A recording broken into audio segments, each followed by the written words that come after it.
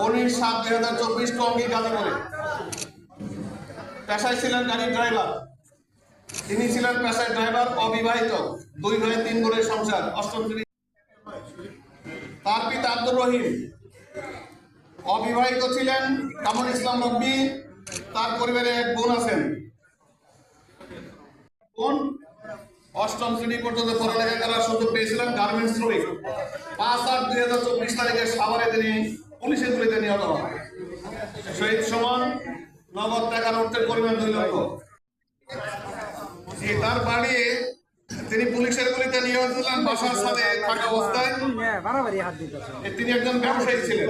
তার পক্ষে তার পরিবার, তিনি বিবাহিত, 1 ছেলে 1 কন্যা, 3 ভাই 2 বোন নিয়ে তাদের পরিবার। আমি কিছু জানালায় ছুটি হয়েছিলাম। একটি জানালায় দেখলাম তার ছুটি রিক্সা চালাতে ঢাকায়। এটি ছিল তার পরিবারের একমাত্র বসে। তার 3টি মেয়ে, 4 বছরের শিশু সন্তান, ছেলে সন্তান রয়েছেন।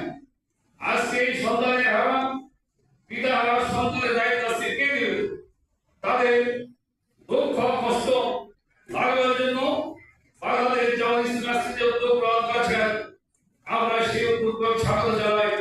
এই শহীদ পরিবারের দীর্ঘ সময় যিনি পরিবারকে আয়ের একমাত্র ভরসা ছিলেন, তারা আজকে শহীদ হয়েছেন।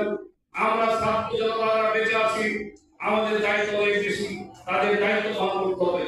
সম্মানিত ভাইরা, তাই আমি বলতে চাই, এইভাবে প্রত্যেকটা পরিবার আজকে 1000-এর উপরে ছাত্র জনতা নিহত হয়েছেন। তাদের প্রত্যেকটি পরিবারের দায়িত্ব আছে। বাংলাদেশ জামাত ইসলামী আমির ডক্টর শফিকুর রহমান দায়িত্ব দিয়েছেন। এই কারণে আজকে তাদের জন্য এই দোয়া অনুষ্ঠানের আয়োজন করা হয়েছে। বিগত সরকারের 16 বছরের ইতিহাস বর্ণনা করে শেষ করা যাবে না।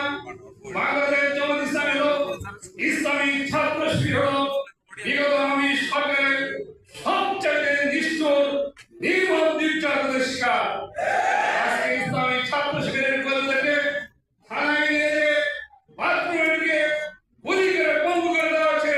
শত শত ছাত্র জনতাকে আজকে লক্ষ লক্ষ মামলা জামালপুর সহ সারা বাংলাদেশের কর্মীদেরকে বাসা বাড়িতে থাকতে এই 16 বছর।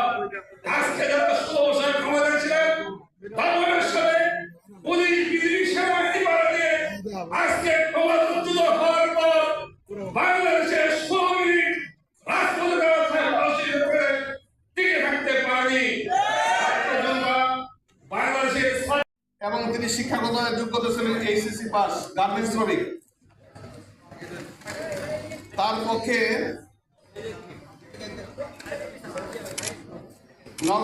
পুলিশের গুলিতে নিহত হন। পেশায় ছিলেন তিনি একজন রিক্সা চালক, অবিবাহিত এবং তার 2 ভাই জীবিত আছেন। নগদ অর্থের টাকার পরিমাণ 2 লক্ষ। বাসা হলো সাভারে, বাড়ি হলো দুদাশিবলা, শ্রীরামপুর, জামালপুর সদর। আমার ছেলে হলো সাফওয়ান আক্তার সদ্য। সে Savar cantonment public school and কলেজে 10ম শ্রেণীতে বিজ্ঞান বিভাগে পড়াশোনা করত। আমার ছেলেটা একাধারে খেলাধুলা, বিভিন্ন ধরনের গান বাজনা, ইসলামিক বই, গল্পের বই, নামাজ, সর্বদিক দিয়ে আমার ছেলেটা একটা মেধাবী ছিল, একজন ভালো স্টুডেন্ট ছিল। সর্বোপরি একজন সে একটা মানবিক একটা ছাত্র ছিল। আমি মনে করব আমি আমার একটা ছেলে হারাইছি, শুধু তা নয়, দেশ এবং জাতি একটা মেধাবী স্টুডেন্ট এবং একটা মানবিক একটা জাতিকে হারাইল। এতে দেশ অনেক ক্ষতিগ্রস্ত হলো। আজকে জালিম সরকারের কাছে যারা আজকে আমার ছেলে সহ যারা প্রাণ হারাইছেন, যারা, আমি তাদেরকে আল্লাহর কাছে দাবি করব যাতে এদেরকে সকলেরই শহীদের মর্যাদা দান করে।